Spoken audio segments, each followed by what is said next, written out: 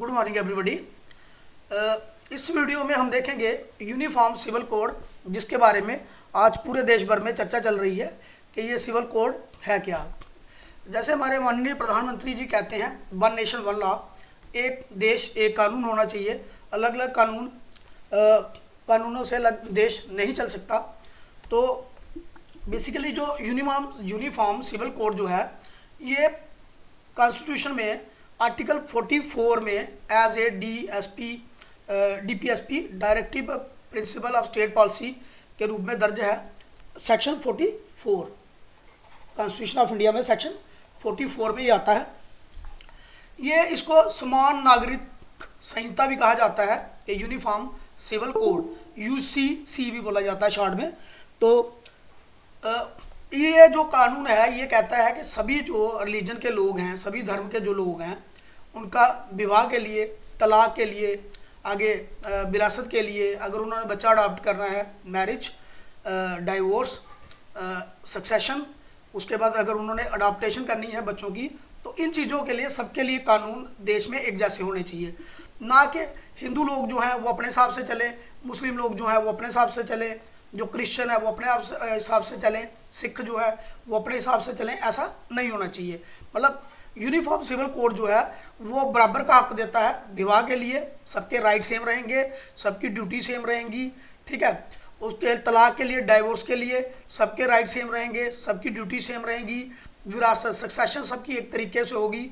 तो उसके बाद मतलब सक्सेशन, विरासत मतलब प्रॉपर्टी का जो आगे बंदे की डेथ के बाद उसके बच्चों को, वाइफ को किस तरीके, मेल फीमेल को किस तरीके से जाएगा, वो बराबर रहेगा। अगर कोई अडॉप्ट कर सकता है बच्चों को या नहीं कर सकता है, वो भी सब में बराबर रहेगा, ठीक है। तो ये हमारे इंडिया में इस समय यूनिफॉर्म सिविल कोड के ऊपर काफ़ी डिटेल्ड चर्चा हो रही है। तो मैं ये सिविल कोड जो है, सिविल कोड क्या है, इसको डिटेल में जाने से पहले हम बात करेंगे एक ऐसा राज्य जो हमारे इंडिया में है, वहाँ पे सिविल कोड है, और वहाँ पे देखेंगे क्या उस सिविल कोड की वजह से जो यहाँ पे प्रॉब्लम्स मानी जा रही हैं कि सिविल कोड आने की वजह से ये होगा वो होगा, क्या वहाँ पे कुछ ऐसी चीज़ें हैं कि नहीं हैं। अगर उस राज्य में नहीं है, जो हमारे देश का एक पार्ट है, जो सिविल कोड को अडॉप्ट करता है अपने तरीके से, क्योंकि वहाँ पे सिविल कोड को कुछ और नाम दिया गया है, लेकिन है वहाँ पे भी सिविल कोड ही, यूनिफॉर्म सिविल कोड। तो देखेंगे उसके बारे में थोड़ा सा इस वीडियो में। अगले वीडियो में हम डिस्कस करेंगे जो इसके ऊपर चर्चा चल रही है यूनिफॉर्म सिविल कोड के ऊपर, वो हम अगले वीडियो में देखेंगे। तो आइए देखते हैं इस वीडियो को।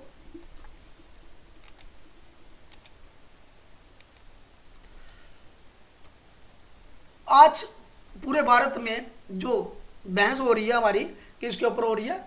यूनिफॉर्म सिविल कोड के ऊपर, ठीक है, UCC के ऊपर पूरे इंडिया में बहस चल रही है कि भाई यूनिफॉर्म सिविल कोड लाया जाए नहीं लाया जाए, उसके ऊपर अभी बहस चल रही है। लेकिन हुआ क्या है कि हमारे ही देश के अंदर एक राज्य गोवा है।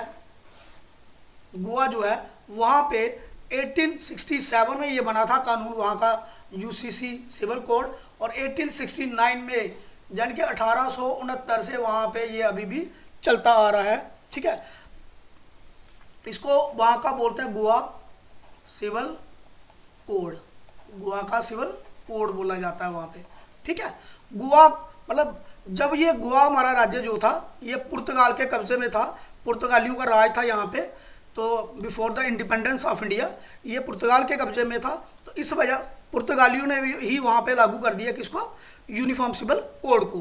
तो गोवा में, हमारे ही भारत के अंदर गोवा एक ऐसा राज्य है, यहाँ पे गोवा सिविल कोड यानी कि UCC की एक फॉर्म आप कह सकते हैं, ये वहाँ पे लागू है। तो इसी के हिसाब से इसी को अगर हम पढ़ के देख लेंगे, क्या अगर UCC इंडिया में लागू होता है तो उसके फायदे होंगे कि उसके नुकसान होंगे।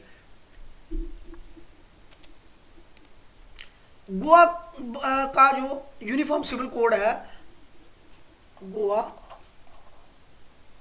सिविल कोड जो है, इसको वहाँ की नागरिक संहिता कानून भी कहा जाता है, ठीक। इसमें क्या है कि हर धर्म के लोग, सभी धर्मों के लोगों को बराबर के हक हैं। यानी कि अगर वो शादी करेंगे, शादी मैरिज के सेम राइट हैं। कोई भी वहाँ पे आदमी जो है पहली बीवी के होते हुए पहली बीवी के होते या पहली बीवी को तलाक दिए बिना सेकंड मैरिज नहीं कर सकता है, सेकंड मैरिज नहीं कर सकता है। पहली वाइफ के होते जहाँ उसको तलाक दिए बिना सेकंड मैरिज वहाँ पे नहीं होती है। बराबर का राइट है, ये मैरिज के लिए बराबर का राइट है।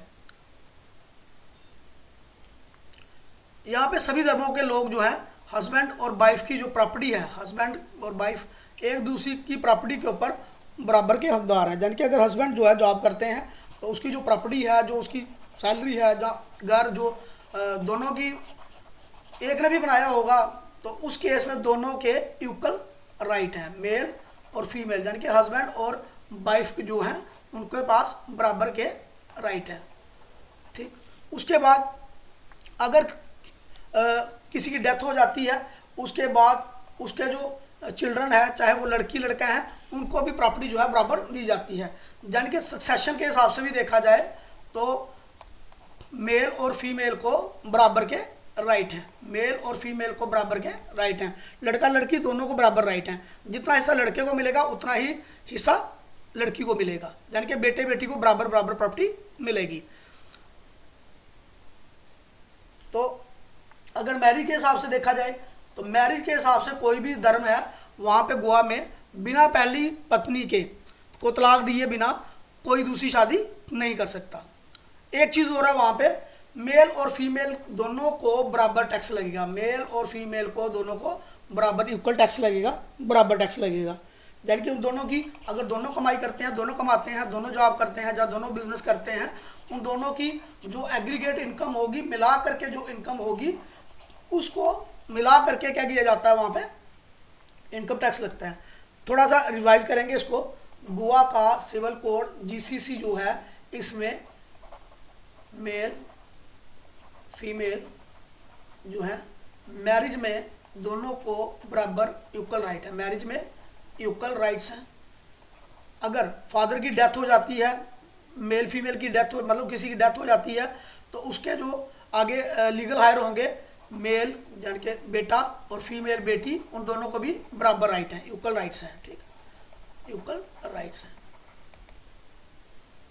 उसके बाद टैक्स में दोनों बराबर देंगे टैक्स, मेल फीमेल को बराबर टैक्स देना होगा, दोनों की जितनी इनकम होगी उसके हिसाब से टैक्स है। तीसरी बात यह है कि कोई भी किसी भी धर्म का आदमी वहाँ पे किसी भी रिलीजन का आदमी बिना पहली बीवी को तलाक दिए दूसरी शादी नहीं कर सकता है। और अगर वो तलाक देगा तो अकॉर्डिंगली जो कोर्ट का प्रोसीजर होगा, जो उसको एलमनी जहाँ जो उसको पैसे देने पड़ेंगे वो देना पड़ेगा उसको, किसी भी धर्म का आदमी होगा। थोड़ा सा गोवा जो सिविल कोड है इसमें थोड़ा सा एक डिफरेंस है, जो अगर यूनिफॉर्म सिविल कोड आएगा तो उसमें नहीं होगा शायद। अगर इसमें क्या है कि किसी भी धर्म के लोग जो हैं उनको तलाक दिए बिना वो दूसरी शादी नहीं कर सकते हैं। लेकिन अगर कोई पुरुष हिंदू धर्म का है, थोड़ा सा इसको ये डिफरेंस है, इसमें भेदभाव है एक तरीके का गोवा सिविल कोड में, ये नहीं होना चाहिए।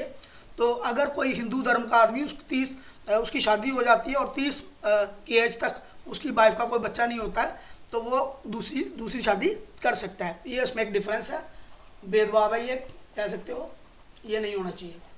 दूसरा, अगर कोई हिंदू पुरुष जो है वो शादी मतलब क्या करना चाहता है, अगर वो मैरिज करना चाहते हैं तो उस केस में क्या होगा, 2 बार रजिस्ट्रेशन होगी।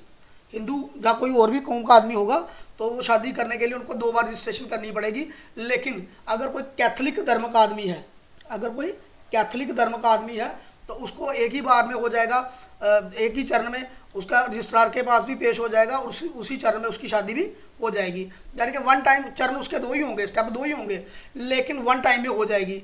लेकिन जो बाकी धर्मों के लिए है उनको पहले पंजीकरण कराना पड़ेगा, रजिस्ट्रेशन करानी पड़ेगी और उसके बाद कुछ देर के बाद क्या होगा, उनको मैरिज होगी, उनकी मैरिज होगी। तो ये भी एक डिफरेंस है, ये भी नहीं होना चाहिए था। तो कहने का भाव ये है कि अगर इंडिया में सिविल कोड आता है, तो अगर लाया जाता है सिविल कोड तो मोटा मोटी उसके बहुत ज़्यादा फ़ायदे हैं। फीमेल्स के लिए फ़ायदे हैं, फीमेल को बराबर राइट मिल जाएंगे। उसके बाद क्या होगा, 1 नेशन 1 लॉ वाला जो कानून है, एक देश एक कानून बनेगा। सेकुलरिज्म जो है, सेकुलरिज्म को बढ़ावा मिलेगा। नेशनल इंटीग्रिटी जो है वो बढ़ेगी। बड़ी चीज़ों में डिफरेंस आएगा और कॉमन रूल बन जाएंगे सबके लिए, हर कौम के लिए, हर रिलीजन के लिए, हर कम्युनिटी के लिए। तो अगले वीडियो में हम देखेंगे नेक्स्ट वीडियो में हम कुछ चीज़ें देखेंगे कि जैसे